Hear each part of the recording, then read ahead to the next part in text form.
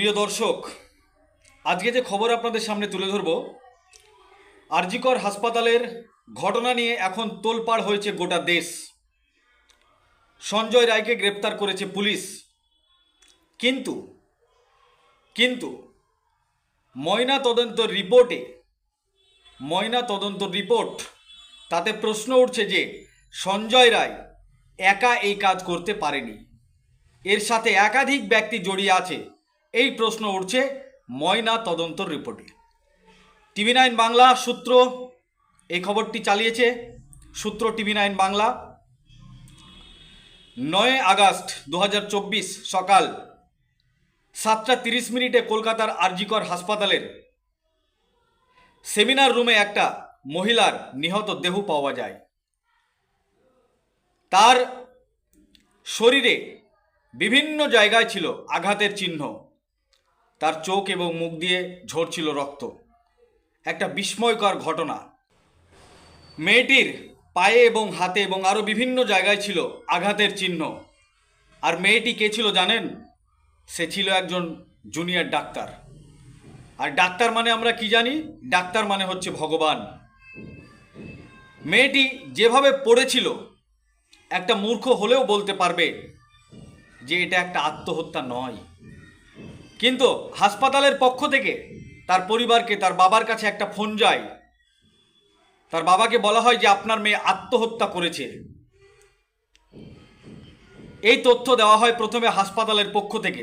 Phone করে বলা হয় তার বাবাকে। 31 বছর বয়স, অভয়া।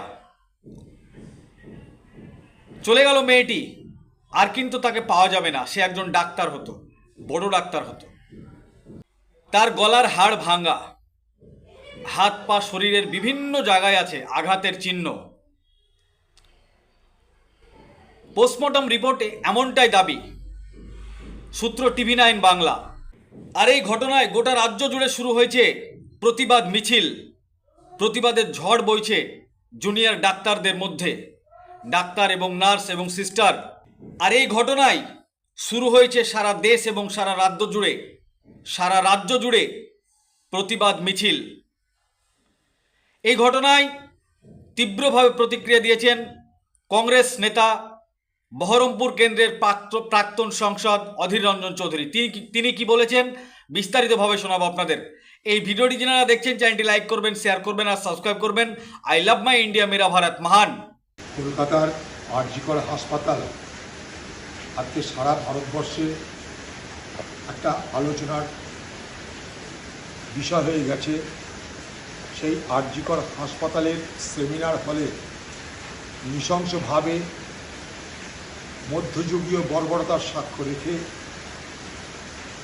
আমাদেরই ঘরের মেয়ে, যে জুনিয়র ডাক্তার হিসেবে সেখানে কর্মরত ছিল, তাকে ধর্ষণ এবং খুন করা হয়েছে। সারা পশ্চিমবঙ্গ জুড়ে ধর্ষণ এবং খুনের মিছিল দীর্ঘ থেকে দীর্ঘতর হচ্ছে। আমরা নানা রকমের স্তোক বাক্য শুনছি, আশ্বাসবাণী শুনছি, আর কিছু হবে না, এবার দেখে নেব ভাষণ শুনছি, কিন্তু কোনো কিছুই ধর্ষণ এবং খুনকে ঠেকাতে পারছি না। অনেক প্রশ্ন উঠে আসছে। ধর্ষণ হলো একজন ডাক্তার হাসপাতালের মধ্যে, শুধু ধর্ষণ নয়, তাকে খুন করা হলো। যখন ব্যাপারটা জানাজানি হলো, পুলিশ এলো, হঠাৎ পুলিশের কেন মনে হলো যেটা আত্মহত্যা? কার নির্দেশে পুলিশ সেই মৃতার পরিবারকে জানালো যে আপনার মেয়ে আত্মহত্যা করে তাড়াতাড়ি আসুন? কেন সেখানটায় সিসিটিভি ক্যামেরা থাকে না? কেন সেখানটায় পোস্টমর্টম হয়? যে মেডিকেল কলেজে ধর্ষণ এবং খুন হলো, সেই মেডিকেল কলেজে কেন পোস্টমর্টম হলো? কি কারণে সেখানে পশ্চিমবঙ্গের তৃণমূল দলের এক বিখ্যাত নেতা ডাক্তার মাঝি, তিনি সেখানে 2 ঘন্টা কাটালেন কিসের জন্য? পোস্টমর্টম হওয়ার পর তার দেহ তাড়াতাড়ি করে মৃতার পরিবারের কাছে পৌঁছে দেওয়ার চেষ্টা কেন করা হলো?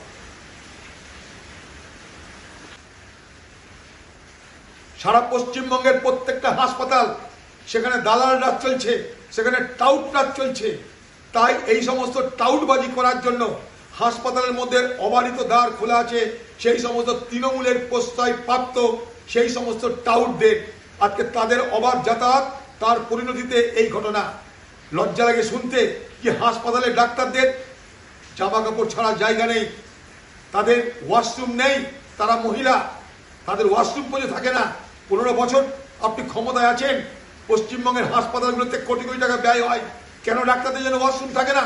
কেন ডাক্তারদের বিশ্রামঘর থাকে না? কেন সেমিনার হলে সিসিটিভি থাকে না? সেখানে যে সমস্ত সিসিটিভি টাঙানো আছে সেই সমস্ত সিসিটিভি চলে না, দেখতে লাগে সিসিটিভি চলে না, ওগুলো নন ফাংশনাল। আপনার পুলিশ বাহিনী বিক্ষোভকারীদের উপরে আক্রমণ করছে, তাদের উপরে ডান্ডা চালাচ্ছে, চুলের মুঠি ধরে টেনে নিয়ে যাচ্ছে। লজ্জা লাগা উচিত বাংলার মুখ্যমন্ত্রী আপনার। কেউ শখ করে আন্দোলন করে না, কেউ শখ করে প্রতিবাদ করে না। আপনি একজন মহিলা, এই বাংলার মহিলাদের উপরে এই ধরনের নৃশংস অত্যাচারের প্রতিবাদ আপনারও করা উচিত। ভালো লাগতো আপনিও যদি মিছিল করে এই প্রতিবাদ করতেন। প্রশ্ন যে ডাক্তার হাসপাতালের মধ্যে ধর্ষিত হচ্ছে, খুন হচ্ছে, তার পোস্টমর্টম সেই হাসপাতালে হচ্ছে এবং